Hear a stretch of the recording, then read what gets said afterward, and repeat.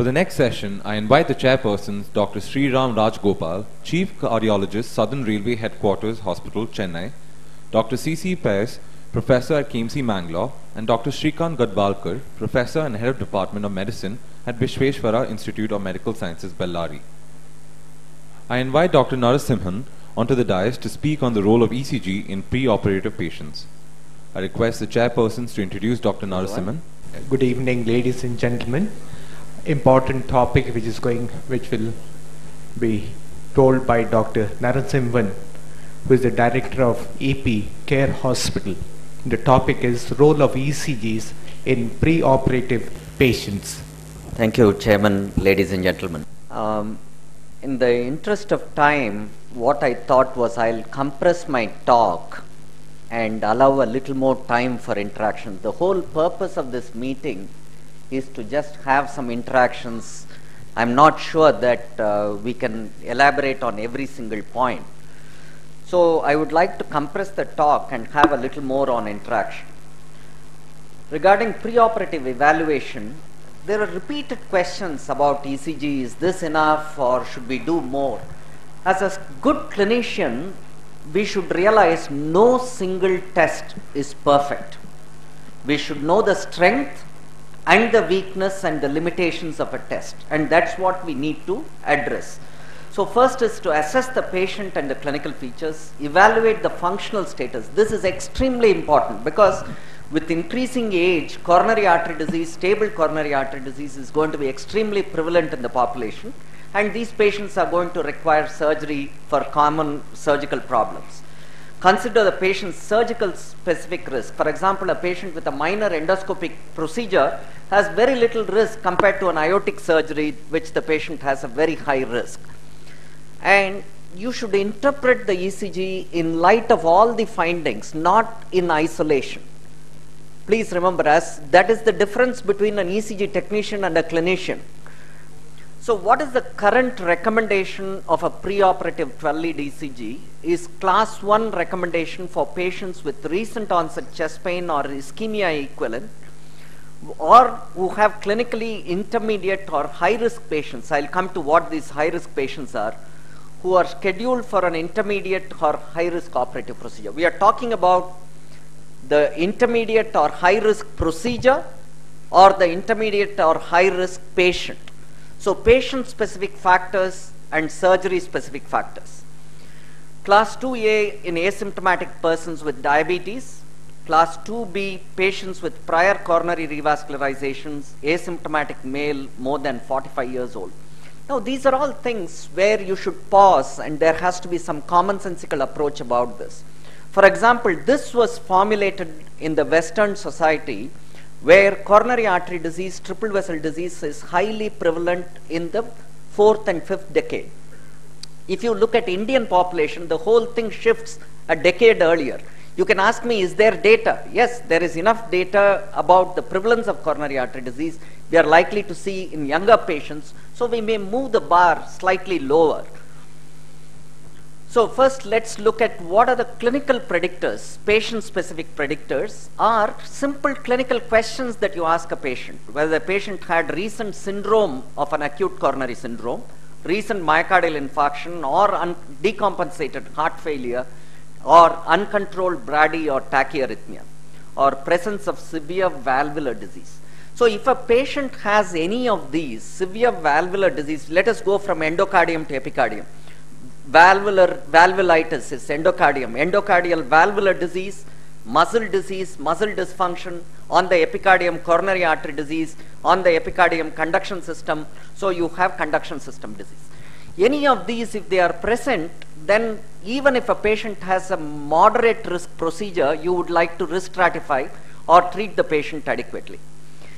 On the other hand, if you have patients who have minor ECG abnormalities, who have just history of limited functional capacity because of an orthopedic problem or uncontrolled systemic hypertension, they come as minor risk indicators for risk of surgery. Risk is a very, very difficult thing to define. It depends on the environment where you are practicing. Similarly, you have high risk procedures. For example, any emergency surgery in an elderly person an aortic valvular surgery, or where there is a major vascular shift.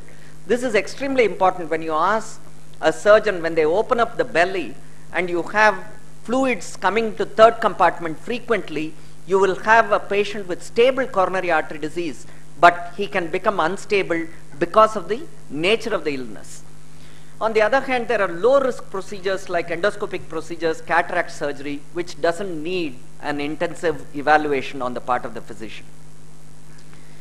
So let us just concentrate on electrocardiographic findings of high risk. High risk in terms of unstable coronary syndromes, uncontrolled arrhythmia, and features suggestive of valvular heart disease. I would like some of the postgraduates to take part.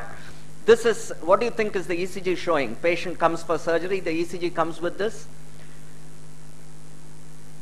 It's an acute infarction. So in this patient, if the procedure is going to be an elective procedure, you're going to put a hold on the procedure and treat the infarct first. On the other hand, if he has got a bleeding peptic ulcer, you need to take care of that, which are equally life-threatening.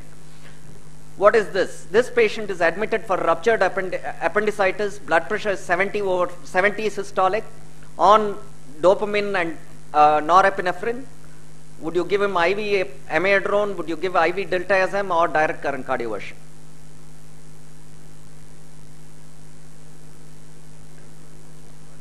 This is a surgical emergency. Your role as a physician is to get this patient in the best of shape to the anesthetist so that surgery can be safely done. And what is the quickest way you can do is a cardioversion, right? Take the anesthetist's help, make sure that the belly, his adequately airway is protected, and cardiovert the patient. Once the sinus rhythm, there is no question, in an unstable situation, an arrhythmia has to be brought back to sinus rhythm, and there is no faster way of bringing it other than a direct current cardioversion. Now, this is a patient who is admitted for a renal stone surgery, and this is the electrocardiogram. You see lead 1, 2, 3, AVR, AVL, AVF, V1 to V6 here. Would you get a CT pulmonary angiogram? Would you get an echocardiogram or a chest X-ray?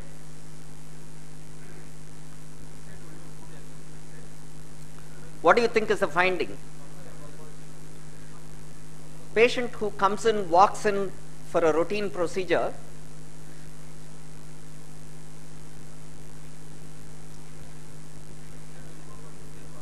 you're very right. This is compatible with pulmonary embolism.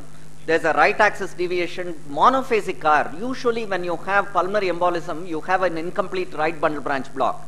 This kind of a monophasic R, everything, this patient actually had a severe valvular disease, mitral stenosis with severe pulmonary hypertension. So an echocardiogram will solve the problem of making a diagnosis. After that, you need to decide how to stabilize the patient before you send the patient for surgery.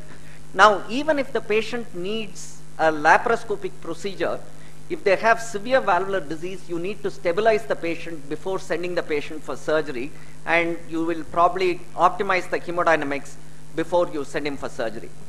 56-year-old lady for lap cholecystectomy with an episode of vomiting, abdominal pain and sweating. This is the electrocardiogram, lead 1, 2, 3, AVR, AVL, AVF, V1 to V3, V4, V5, V6. Would you go ahead and give clearance for surgery on beta blockers, check for tropi, do a CAG or do a stress testing?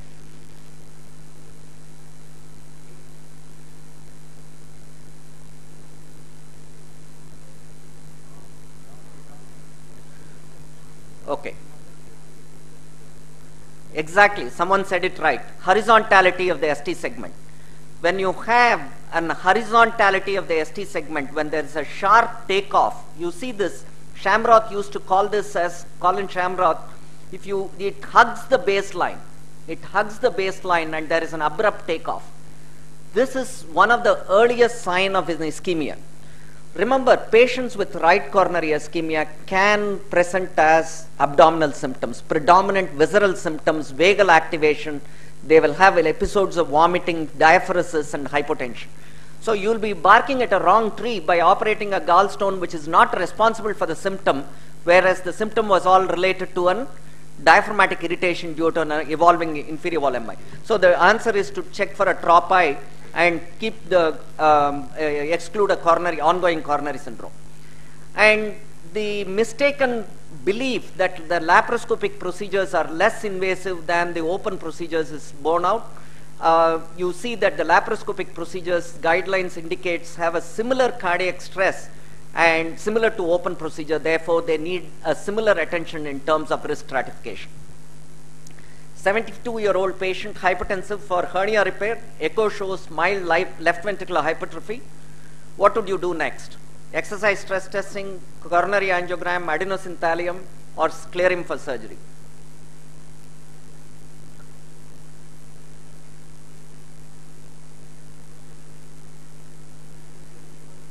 Yes?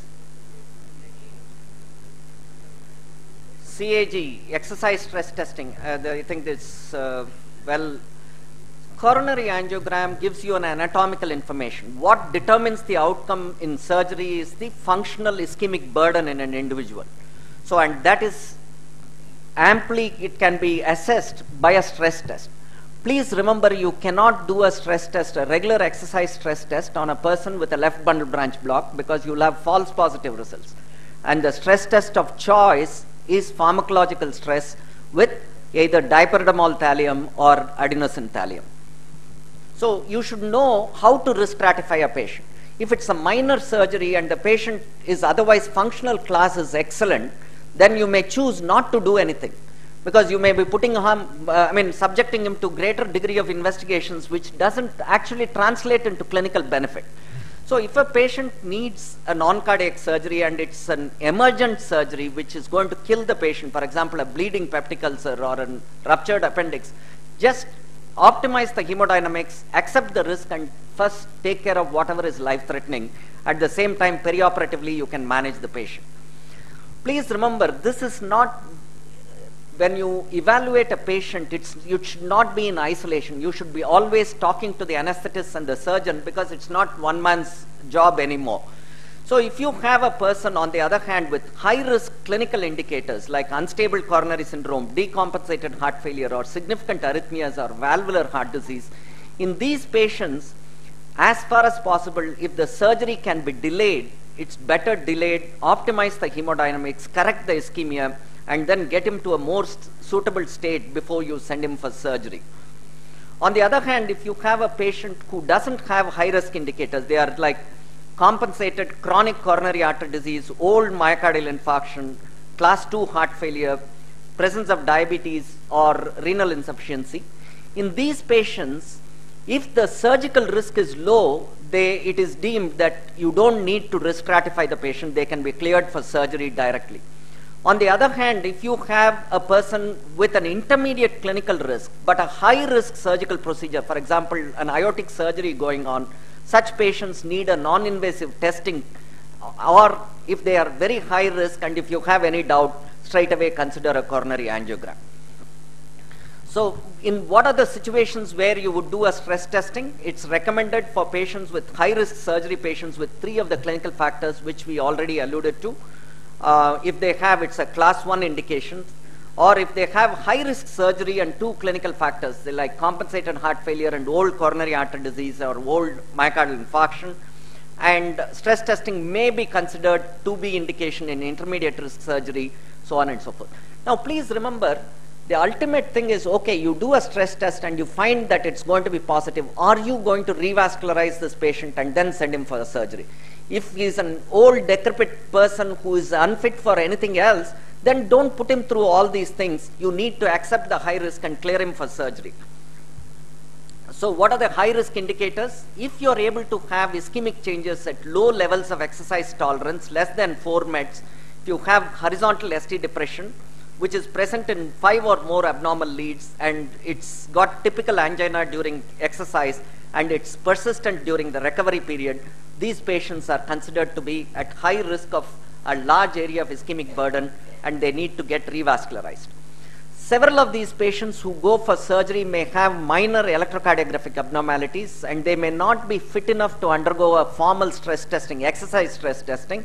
And this is where a dobutamine or a pharmacological exercise test, like you give a dobutamine and look at the wall motion abnormality at peak dobutamine stress, and if it becomes abnormal, you feel that this patient has a provocable ischemia and he would require further evaluation.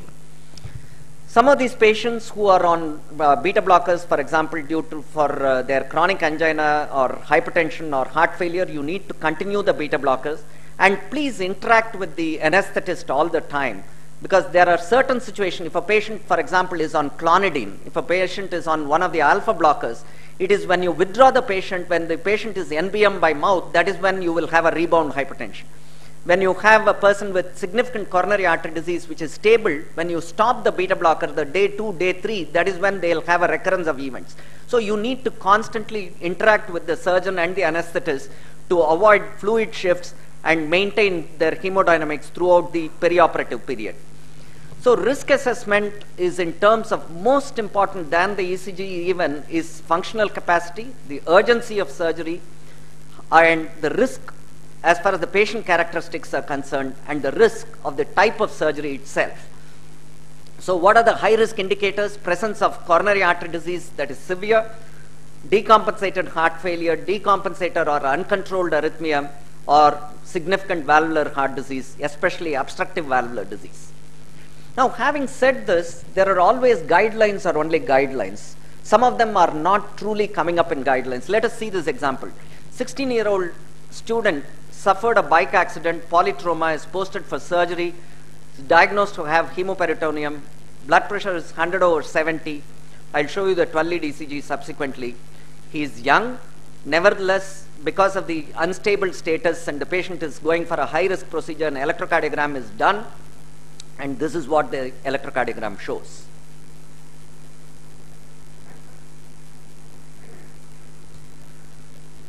Okay? On examination, vitals are normal, short mid-systolic murmur left sternal border. The ECG changes are due to myocardial contusion, and therefore you obtain a TROP-T, dissecting aneurysm of aorta, get a CT angio, get an echo to confirm hypertrophic cardiomyopathy. What would you do? Exactly, it's hypertrophic cardiomyopathy. Echo did confirm that the patient had a hypertrophic cardiomyopathy with a 30 millimeter outflow gradient. It was taken up for surgery. While after pre-medication and during induction, patient develops hypotension, started on dopamine, and then this is what happens. Develops cardiac arrest due to VF, and what do you think could have prevented this? Intravenous nitroglycerin, hydration and beta blocker, IV dobutamine and verapamil, which one could have prevented this? Exactly. These things they are not mentioned in guidelines. A patient below 40 years of age doesn't need an ECG. But on the physical examination, you have a faint murmur, you have a brisk pulse, dicrotic pulse, you do an ECG, find these changes. Hypertrophic cardiomyopathy, for some reason, is highly prevalent in certain pockets of India. Like coastal Andhra Pradesh, we see very often. And these patients, when they go first, they are quite stable till they have preload changes or afterload changes. You find that these patients, when you give an ionotrope like dobutamine or dopamine, you find a significant increase in their outflow gradient, which precipitates an ongoing ischemia and precipitates VF in them. So a patient who has been stable can be made very unstable because of poor preoperative assessment, and they don't come in guidelines. You need to use common sense medicine here rather than just following guidelines. Majority of patients it's useful. So for high-risk surgery, which are aortic, vascular, emergent surgery in the elderly, or patients who are likely to have marked fluid shifts, you need to classify them as high risk. And in these situations, it's important as a physician to review the patient data, history and physical examination, and then cone down on the ECG and interpret the ECG in light of clinical findings. And if it is deemed necessary that an intervention is going to be necessary before you're going to clear for surgery, only then do provocative testing, recommend treatment to improve the overall medical condition, and preoperative testing is recommended only if it will change the surgical care or perioperative medical therapy. Thank you very much for the patient listening. I'll be able to take some questions. Thank you, Narasimhan, for a brilliant talk, as always, very clinically focused. He specifically said he wanted interaction. And I see we have some time, so we invite questions from the audience. Very good. Diabetes comes as an intermediate risk factor. You're absolutely right. It's a CAD equivalent. If it's a minor surgical procedure like an endoscopy or a hernia and the patient's effort tolerance is good, we don't recommend anything. We can take him up for surgery. On the other hand, intermediate clinical risk with high risk clinical surgery, patient is going to go for a high risk vascular surgery or something of that sort. Yes, we will do a provocative testing.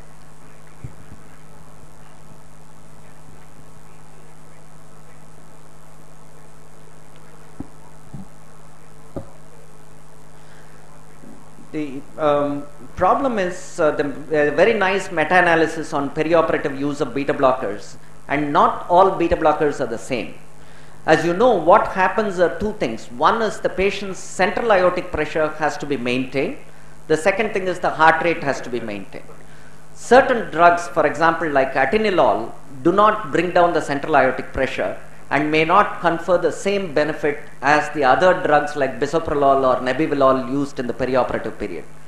So if you have a patient with high risk vascular indicators, or patients with coronary artery disease, heart failure, angina, or patients who have been on prior beta blockade, they need to continue the beta blocker during surgery. Whereas a priori you wouldn't like to start a beta blocker on a person who is otherwise stable, who doesn't have any other problem and is a low risk candidate.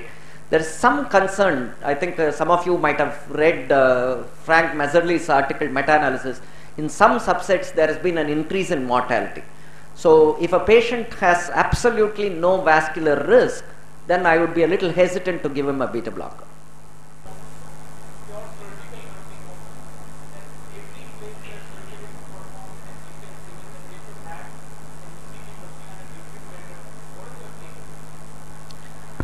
I think so, because for example, if you want to, there's something called Six Sigma in which most of the industries operate to reduce their error rates to as low a rate as possible, preventable error rates. If you have that degree of standard, I think we should have a defibrillator standby in every single patient.